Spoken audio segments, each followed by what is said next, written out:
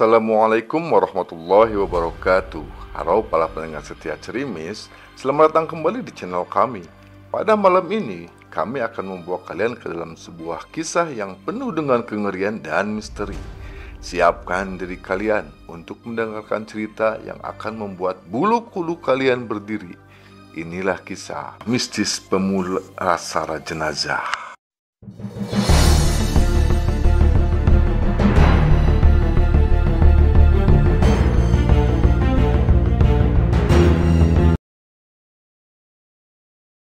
Selama lebih dari 5 tahun, Linda menjalani pekerjaannya sebagai pemandi dan pemulasara jenazah di salah satu rumah sakit besar di Jakarta. Meski bagi banyak orang, tugas ini terdengar menyeramkan, bahkan tabu. Tapi bagi Linda, pekerjaan ini adalah panggilan hati yang menganggapnya sebagai bentuk ibadah sekaligus pengabdian kepada sesama. Sebuah tanggung jawab mulia yang jarang mau diambil oleh orang lain. Dalam keheningan ruang jenazah yang dingin, ia selalu berusaha menjalankan tugasnya dengan penuh hormat dan ketulusan, menyadari bahwa setiap jenazah yang ia tangani pernah menjadi bagian dari kehidupan seseorang. Namun, ada satu malam yang tak pernah dilupakan Linda, malam yang mengubah hidupnya selamanya. Hujan deras mengguyur Jakarta sejak sore, membuat suasana rumah sakit terasa lebih suram dari biasanya. Linda baru saja menyelesaikan tugasnya memandikan jenazah seorang wanita tua tanpa identitas. Wanita itu ditemukan meninggal di pinggir jalan. Tak ada keluarga atau kerabat yang datang mengurusnya. Ada sesuatu yang ganjil selama proses itu. Air yang ia gunakan untuk membersihkan tubuh jenazah terasa dingin seperti es, meski ruangan tersebut hangat dan tertutup rapat. Ia mencoba mengabaikan perasaan aneh itu, berusaha menyelesaikan tugasnya dengan tenang. Menjelang tengah malam, ketukan pelan terdengar di pintu ruang jenazah. Linda yang sedang duduk mencoba menenangkan pikirannya, mengangkat wajahnya dan beristirahat. Di depan pintu berdiri seorang perawat dengan wajah sedikit cemas. "Linda, ada jenazah baru," ucap perawat itu. Suaranya pelan namun terasa mendesak. "Korban kecelakaan. Kami butuh kamu untuk menanganinya segera." Linda mengangguk tanpa banyak bicara. Walaupun dalam keadaan capek dan lelah, namun dalam hatinya ia tak bisa menepis firasat buruk yang tiba-tiba muncul. Ia mengambil peralatan yang dibutuhkan dengan gerakan lambat, hampir enggan, dan mulai melangkah menuju ruangan penyimpanan jenazah. Saat ia tidak di depan jenazah, pemandangan yang terhampar membuat dadanya sesak. Tubuh pria itu benar-benar hancur. Wajahnya nyaris tak bisa dikenali. Luka-luka besar menganga di sekujur tubuhnya. Darah yang telah mengering bercampur dengan sisa tanah dan serpihan kaca. Linda menarik napas, mencoba menguatkan diri. Korban kecelakaan lagi. Pasti lama banget ini, ngeselin banget sih. Gumamnya pelan, setengah kesal karena tahu tugas ini akan memakan waktu yang lama. Namun, saat ia melangkah lebih dekat, hawa dingin aneh tiba-tiba menyelimuti ruangan. Bukan dingin biasa yang ia rasakan di ruangan jenazah. Ini lebih dalam, lebih tajam, seperti menusuk hingga ke tulang. Udara seakan menjadi beku, membuat bulu kuduknya berdiri tanpa kendali. Linda memegang nadanya, merasa ada sesuatu yang tak beres. Napasnya terasa lebih berat, dan ruangan itu mendadak sunyi senyap. Suara kecil seperti desis angin terdengar samar. Namun, cukup untuk membuat rasa takut perlahan merayap di benaknya. Linda mencoba meyakinkan dirinya. Ini cuma pikiran saja, bisiknya. Tetapi hatinya tahu bahwa ada sesuatu yang salah, sesuatu yang tak bisa dijelaskan dengan logika. Suara hujan deras di luar seolah menghilang, digantikan oleh kesunyian yang menekan. Linda berhenti di tengah langkahnya, merasakan sesuatu yang tak kasat mata mengawasi dari sudut ruangan. Ia mencoba menenangkan diri, membaca doa dalam hati, namun perasaan itu tak juga hilang. Bahkan semakin lama ia merasa bayangan gelap di sekelilingnya kian mendekat. Linda mulai mengenakan seragamnya dengan gerakan perlahan, seolah setiap langkah adalah bagian dari sebuah ritual yang sakral. Ia merapikan tali apron, memastikan sarung tangan karetnya terpasang dengan sempurna. lalu mulai menyiapkan alat-alat yang biasa ia gunakan, seperti sabun antiseptik, kapas, kain kafan, dan perlengkapan lain yang tertata rapi di meja. Namun, di balik kesibukan itu, ada rasa tak nyaman yang terus menghantui hatinya, seperti ada sesuatu yang mengintip dari kegelapan malam. Ruangan jenazah malam itu sunyi senyap, hanya diiringi suara gemericik air dari keran yang mengalir. Linda mulai bekerja, menyiramkan air perlahan ke tubuh jenazah yang penuh luka menganga. Darah kering yang masih menempel di beberapa bagian tubuh menciptakan pemandangan yang menyesakkan dada. Hawa dingin mulai terasa menusuk, meski ruangan itu tertutup rapat. Di tengah pekerjaannya, telinganya menangkap suara langkah kaki, pelan tetapi cukup jelas. Ia menghentikan pekerjaannya sejenak, menoleh cepat ke belakang. Namun, ruangan itu kosong.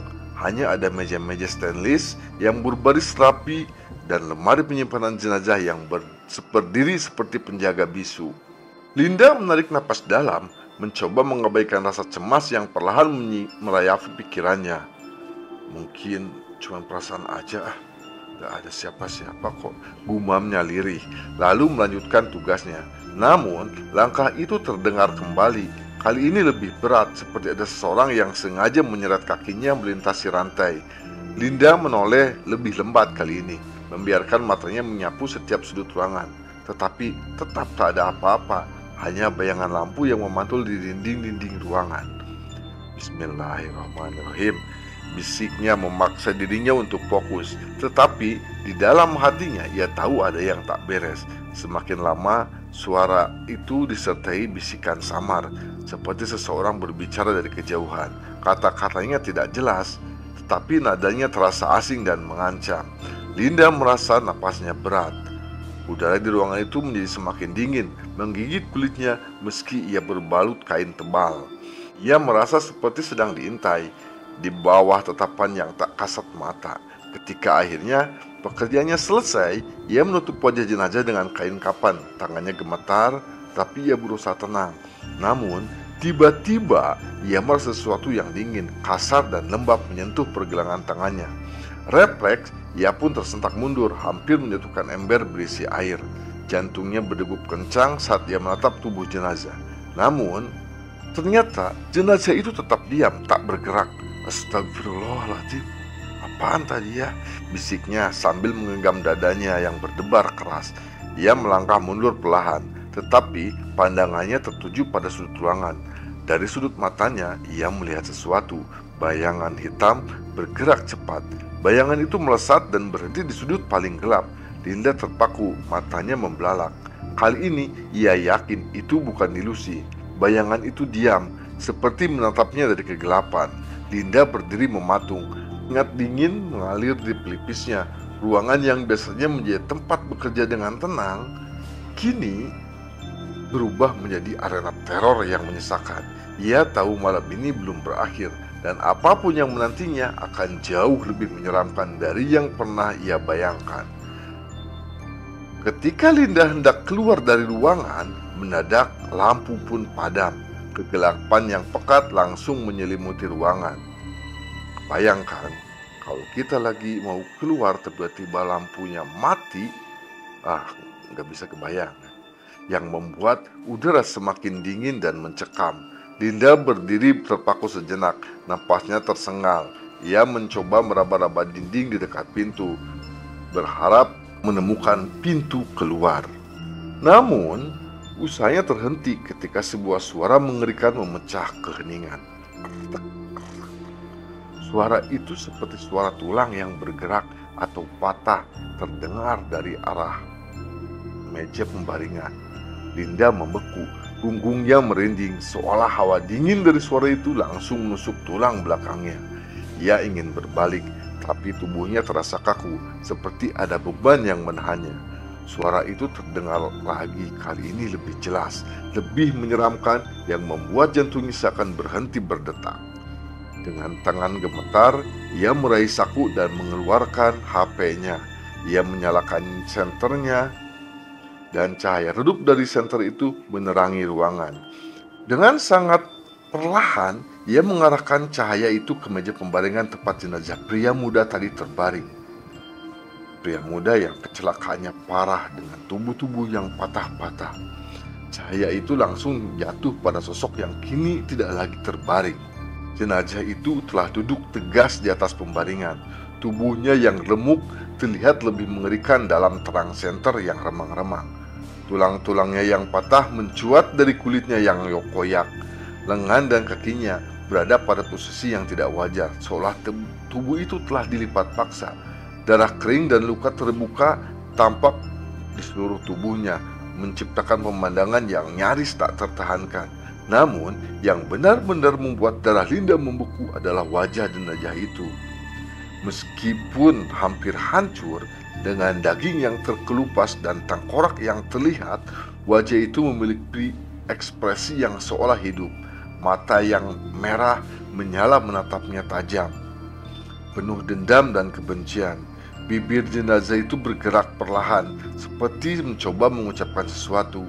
Linda terpaku, tak mampu bergerak. Suara serak dan berat keluar dari mulut jenazah itu, terdengar seperti kumaman yang tak jelas. Tapi yang pasti suara itu tidak berasal dari dunia ini. Ruangan yang sebelumnya terasa dingin kini seperti berubah menjadi kuburan, penuh hawa kematian. Linda ingin berteriak, ingin melarikan diri, tapi tubuhnya tak mau mendengar. Ia hanya bisa berdiri, menyaksikan mimpi buruk itu menjadi nyata. Dalam kepanikan yang luar biasa, di tangan Linda yang refleks mencari-cari gagang pintu, dan ketika berhasil, ia pun mencoba keluar. Tangannya yang gemetar meraih gagang pintu dan mencoba membukanya. Tapi pintu itu seolah terkunci rapat. Ia menariknya dengan sekuat tenaga, tapi tetap tak bergerak. Astagfirullah ya Allah, bismillah, gumamnya dengan napas yang terengah-engah sambil terus membuka pintu. Di tengah upayanya, suara berat dan menyeret mulai terdengar dari belakangnya. Suara itu seperti seorang yang berjalan sambil membawa sesuatu yang sangat berat. Hati Linda mencelos, perlahan ia menoleh. Meskipun seluruh narurinya berteriak untuk tidak melakukannya, di sana, di tengah kegelapan ruangan yang hanya terterangi oleh cahaya redup dari senter HP-nya, sesosok makhluk mulai mendekat. Tubuh itu masih terbungkus dengan kain kafan, tetapi wajahnya berubah setiap langkahnya. Awalnya wajah itu tampak seperti jenazah biasa, pucat dan tak bernyawa dengan tubuh-tubuh yang banyak luka. Perlahan warna kulitnya berubah menjadi kehitaman, membusuk dan mengeluarkan cairan hitam pekat. Bola matanya yang kosong kini berisi sesuatu yang berkilauan merah, menatap langsung ke arah Linda dengan kebencian yang begitu nyata. Langkah makhluk itu lambat namun pasti. Setiap gerakannya membuat suara kain kafan yang menyeret lantai dan suara-suara gemeretak tulang yang patah. Bau busuk tiba-tiba memenuhi ruangan, membuat Linda mual. Tubuhnya gemetar hebat, tapi ia terus membaca doa dalam hati, berharap perlindungan pun menyelimutinya. Dengan sesak keberanian yang hampir habis, ia kembali mengguncang pintu dengan seluruh tenaga yang tersisa. Suara langkah itu semakin dekat, kini hanya beberapa meter dari belakangnya. Buka ya Allah, buka dong ini pintu, buka, tolong saya, teriaknya dengan putus asa. Tiba-tiba pintu itu terbuka dengan keras, membuat Linda terjatuh terjengkang keluar dari ruangan. Ia mendarat di lantai dingin lorong rumah sakit. Napasnya terengah-engah, seluruh tubuhnya lemas. Keringat dingin membasahi wajah dan punggungnya. Tanpa pikir panjang, ia bangkit dan berlari mencari satpam yang bertugas. Dengan suara yang masih gemetar, ia menceritakan kejadian itu. Satpam yang awalnya tampak skeptis akhirnya setuju untuk memeriksa ruangan jenazah bersama Linda. Namun, ketika mereka kembali ke ruangan itu, semua tampak seperti biasa. Jenazah terbaring diam, pintu tak terkunci, dan tak ada jejak apapun yang aneh. Lampu ruangan bahkan kembali menyala, seperti tidak pernah padam. Linda hanya berdiri terpaku, hatinya masih diliputi ketakutan. Ia tahu apa yang dilihatnya tadi itu adalah nyata. Tapi malam itu tak ada bukti yang tersisa, hanya rasa dingin menusuk di lorong kosong yang membuktikan bahwa ia baru saja melewati sesuatu yang tak seharusnya ia temui. Sejak malam mencekam itu, Linda membuat keputusan yang tak pernah ia bayangkan sebelumnya. Ia tak mau lagi bekerja sendirian saat melakukan pemulasaran jenazah. Sebelumnya, ia dikenal sebagai sosok yang tenang dan penuh keberanian. Namun, kejadian malam itu telah mengubah segalanya. Keberaniannya yang dulu dianggap tak tergoyahkan kini runtuh, tergantikan oleh rasa gentar. Ruang jenazah yang dulu hanya menjadi tempat kerja biasa, kini terasa seperti lorong gelap menuju dunia lain, penuh misteri dan ancaman yang tak kasat mata. Linda memahami suatu pelajaran penting bagi pengalaman tersebut. Di dunia ini tak ada batas yang tak boleh disepelekan. Jangan malas-malasan dan jangan membuat bahasa-bahasa yang membuat mengundang makhluk lain untuk datang. Bukan hanya tentang tugasnya sebagai pemulasara, tetapi tentang menghormati apa yang tak terlihat, menjaga kesucian hati dan mempersiapkan diri secara rohani. Malam itu menjadi peringatan bahwa keberanian semata tidak cukup.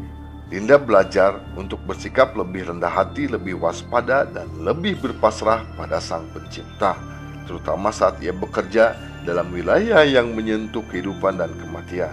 Kini, setiap langkahnya di ruang jenazah itu selalu dimulai dengan doa-doa panjang, berharap bahwa kejadian serupa tidak akan pernah terulang lagi. Namun, dalam hatinya, ia tahu bayangan di hari malam itu akan selalu menjadi pengingat bahwa manusia hanyalah tamu kecil dalam jagat semesta yang luas dan penuh misteri. Terima kasih telah mendengarkan kisah mistis pemulasaran jenazah bersama Cerimis. Kami harap kisah ini memberikan pengalaman mendebarkan bagi kalian semua. Ingatlah, di setiap ruangan dalam kesendirian malam yang sepi selalu ada resiko yang tak terduga menunggu. Tetap waspada dan jangan lupa untuk selalu mendengarkan Cerimis untuk cerita-cerita horor lainnya. Wassalamualaikum warahmatullahi wabarakatuh.